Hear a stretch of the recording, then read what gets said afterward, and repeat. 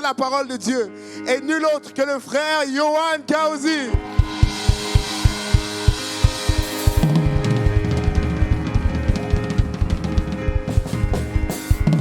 Alléluia. Pouvons-nous pas nos mains encore pour le Seigneur? Il est digne de tout honneur et digne de toute louange.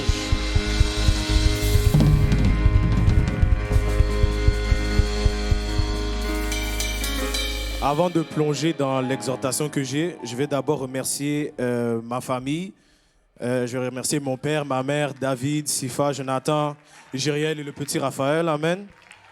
J'aimerais aussi remercier mon pasteur des jeunes, le pasteur David. Amen. Il fait un bon travail avec nous à chaque vendredi. Alléluia. Et vous pouvez vous asseoir, je ne vais pas vous bombarder de versets tout de suite. Je vais d'abord parler un peu. Je vais commencer par poser une question très simple. Qui veut aller au ciel? Amen. Nous voulons tous aller au ciel. Maintenant, je vais poser cette prochaine question. Vous n'êtes pas tous obligés de lever la main. Mais si Dieu revient maintenant, combien d'entre vous savez que vous allez aller au ciel? Ça, c'est une des questions qu'on ne pense pas trop au quotidien. Mais quand le pasteur le dit, et je ne m'inclus pas là-dedans, amen, je suis juste un vaisseau pour Dieu, ça nous frappe un peu. Je ne sais pas pour vous, mais quand on prêche sur le ciel et l'enfer, souvent ça me frappe et ça met une petite conviction en moi. Mais il faut y penser à chaque jour, amen, parce que c'est notre éternité qui est en jeu. Aller en enfer pour l'éternité, ce n'est pas quelque chose que n'importe qui veut vivre. Parce que l'éternité, c'est long. Hein? Si on essaie de calculer cela ici, on va rester très longtemps.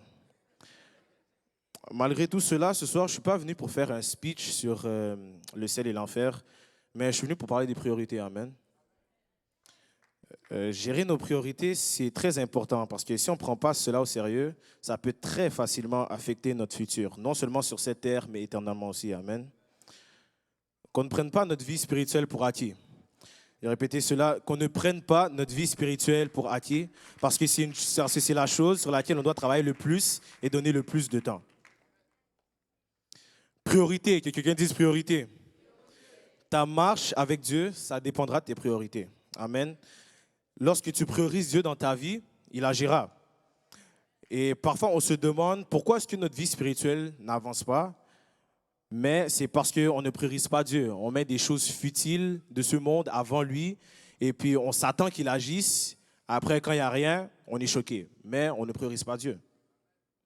Ça ne marche pas. On met... Oula. C'est tellement facile de perdre 3 heures dans ce monde. Et un des plus grands facteurs de distraction, c'est les téléphones. Que nos parents disent Amen. Ces 3 heures qu'on passe, ces 3 heures qu'on gaspille avec nos téléphones et avec toutes les choses qu'on peut faire sur nos téléphones, on peut mettre ces 3 heures dans des choses beaucoup plus utiles. Par exemple, on peut juste prier pour 3 heures. Amen.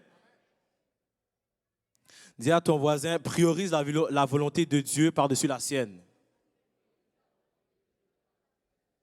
On va lire quelques versets qui nous parlent de cela. Amen. Psaume 143, versets 10 à 12. Ça dit, « Enseigne-moi de faire ta volonté, car tu es mon Dieu. Que ton bon esprit me conduise sur la voie droite. À cause de ton nom, éternel, rends-moi la vie. Dans ta justice, retire mon âme de la détresse. Dans ta bonté, anéantis mes ennemis et fais périr tous les oppresseurs de mon âme, car je suis ton serviteur. » Dans ce premier verset qu'on vient de lire, le verset 10, le mot volonté est utilisé dans un contexte un peu inhabituel. On peut le remplacer par le mot docilité, que quelqu'un dise docilité. Si je pourrais donner quelques mots pour décrire la docilité, ce serait la soumission ou être facile à influencer. Comme dans Matthieu 34, verset 19, quand Jésus dit que il faut laisser les petits enfants venir à lui, car c'est ceux qui vont leur ressembler, qui feront partie du royaume de Dieu. Amen. Et si on veut faire partie du royaume de Dieu, il faut être comme des petits enfants. Amen. Il faut croire à tout. Il faut faire confiance à Dieu. Amen. Et si en le priorisant, qu'on fera partie de sa famille, c'est dit aussi dans Romains 8, verset 14, car tous ceux qui sont conduits par l'Esprit de Dieu sont fils de Dieu. Donc, nous faisons partie de sa famille. Amen. Voyons maintenant ce qui arrive si on prend des décisions sans lui. Dans Ésaïe 30, verset 1 à 3, ça dit... Malheur, dit l'Éternel, aux enfants rebelles, qui prennent des résolutions sans moi et qui font des alliances sans ma volonté pour accumuler péché sur péché, qui descendent en Égypte pour me consulter, pour se réfugier sous la protection de Pharaon et chercher un abri sous l'ombre de l'Égypte. La protection de Pharaon sera pour vous une honte et l'abri sous l'ombre de l'Égypte une ignominie. Pour donner un peu de contexte dans ce petit texte, Dieu n'est pas content de la décision d'Israël d'aller en Égypte sans le consulter. Amen. Et si on regarde un peu plus près le premier verset, ça dit que Dieu dit que celui qui ne lui ressemble pas, autrement dit, ceux qui n'ont pas son esprit, prendront de mauvaises décisions sans lui, et ce n'est pas ce qu'on veut. Amen.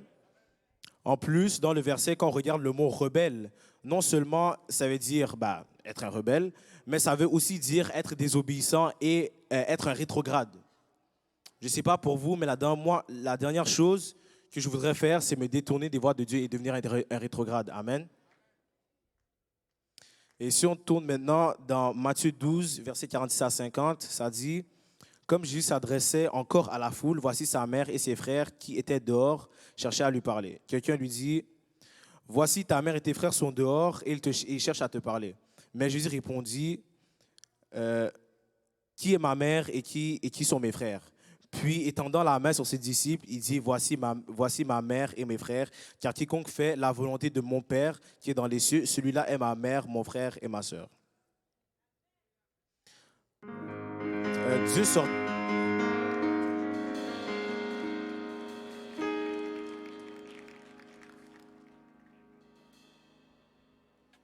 si on tourne dans Romains 8, verset 8 à 9, ça dit, or ceux qui vivent selon la volonté, or ceux qui vivent selon la chair ne sauraient plaire à Dieu. Pour vous, vous ne vivez pas selon la chair, mais selon l'esprit. Si du moins l'esprit de Dieu habite en vous. Si quelqu'un n'a pas l'esprit de Christ, il ne lui appartient pas. Si vous voulez vivre, et dans le verset 13 à 14, ça dit, si vous voulez vivre selon la chair, vous mourrez, mais si par l'esprit vous faites mourir les actions du corps, vous vivrez. Car tous ceux qui sont conduits par l'esprit de Dieu sont fils de Dieu. Amen. Une des pires choses qu'on peut essayer de faire en tant que chrétien, c'est vivre une double vie. Avoir un pied dans le monde, avoir un pied dans l'église, c'est impossible. C'est soit tu es complètement dehors ou tu es complètement dedans. Il n'y a pas de milieu. On ne peut servir deux maîtres, comme dit Matthieu 12, verset 30. On ne peut pas se contenter de faire le minimum pour y arriver. Amen. Il faut vivre complètement pour Dieu. Dans Romains 12, verset 2, ça dit... Ne vous conformez pas au siècle présent, mais soyez transformés par le renouvellement de l'intelligence, afin que vous discerniez quelle est la volonté de Dieu, ce qui est bon, agréable et parfait. Avant toute chose, Dieu veut que nous soyons transformés. Mais comment est-ce qu'on peut être transformé? C'est en obéissant à l'Évangile. Amen. Parfois, ça peut être dur d'obéir à l'Évangile, mais nous sommes obligés de faire ça si nous voulons vraiment vivre pour Dieu. Et je finis avec Actes 2, versets 37 à 39. Ça dit, après avoir entendu ce discours, ils eurent le cœur vivement touché et ils dirent à Pierre et aux autres apôtres, « Hommes frères, que ferons-nous » Pierre leur dit, « Repentez-vous et que chacun de vous soit baptisé au nom de Jésus-Christ pour le pardon de vos péchés et vous recevrez le don du Saint-Esprit. Car la promesse est pour vous, pour vos enfants et pour tous ceux qui sont tout loin en aussi grand nombre que le Seigneur les appellera. » Il n'y a rien de mieux que de suivre la volonté de Dieu. Amen. Il faut faire en sorte que Dieu soit notre priorité pour qu'on vive pour lui. Et pour finir, comment est-ce qu'on peut faire que Dieu soit notre priorité? Il faut s'assurer de commencer ses journées en priant. À chaque jour, il faut commencer avec la prière. Amen. Ensuite, il faut consulter l'homme de Dieu si jamais on a une décision importante à faire dans nos vies. Amen. Et dernièrement, il faut appliquer qu'est-ce qu'on entend. Amen. Les pasteurs, ils viennent ici, ils préparent de bons messages, mais si on fait juste venir les dimanches, les mercredis et les vendredis, juste pour rester assis là, écouter et ne pas pratiquer qu'est-ce que le pasteur a dit durant la semaine, ce serait très futile. Ce serait comme les 3 heures de gaspillage. Amen. Il faut appliquer la parole de Dieu dans nos vies quotidiennement. Il faut appliquer qu'est-ce que le pasteur prêche. Que Dieu vous bénisse. Amen.